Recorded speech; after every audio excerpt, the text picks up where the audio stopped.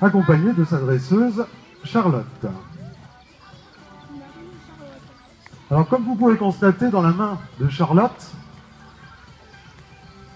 elle a un petit bâton avec au bout une petite balle que l'on appelle un target.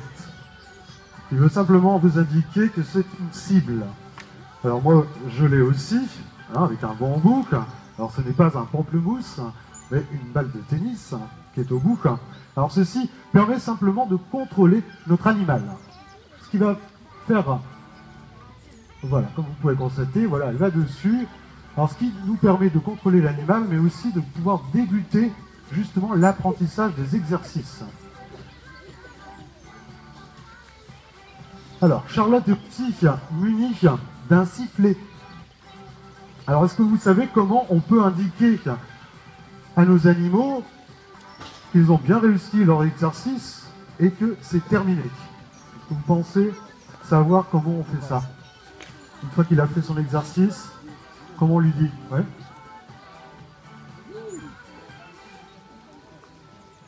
Alors, tout à fait, on utilise le sifflet et on siffle pour justement lui indiquer la fin de l'exercice et aussi qu'il a bien réalisé son exercice.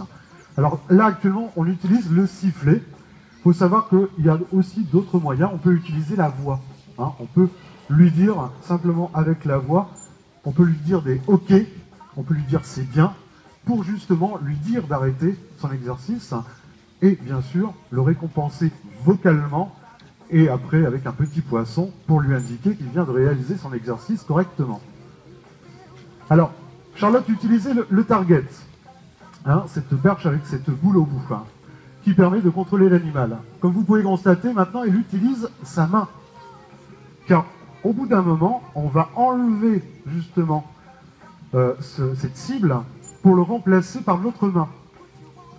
Ce qui va permettre justement d'obtenir d'autres exercices et bien sûr faire un spectacle avec une baguette dans les mains, c'est pas très pratique. Alors, comme vous pouvez voir, elle la contrôle avec la main et à partir de là, on peut lui demander autre chose. Et vous voyez, elle utilise ses deux mains.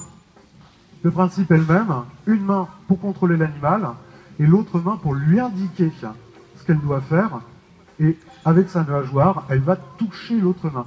Donc là, on va utiliser deux cibles pour pouvoir lui permettre l'exercice. Alors bien sûr, cet apprentissage est très long. Hein, on ne l'obtient pas en quelques jours. Il faut compter sur plusieurs semaines.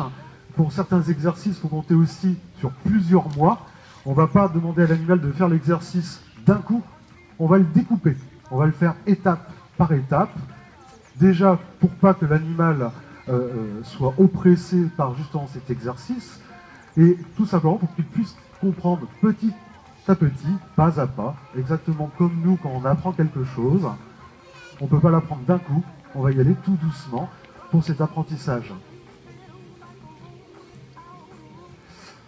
Alors pour le coup, pour vous faire une démonstration de l'utilisation d'un exercice avec un target, en ce moment, à Marie, on lui apprend un exercice qui s'appelle le saut dauphin.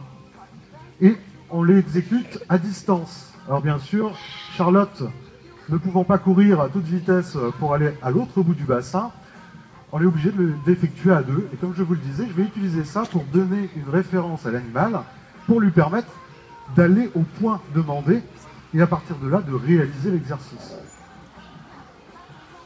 On est parti.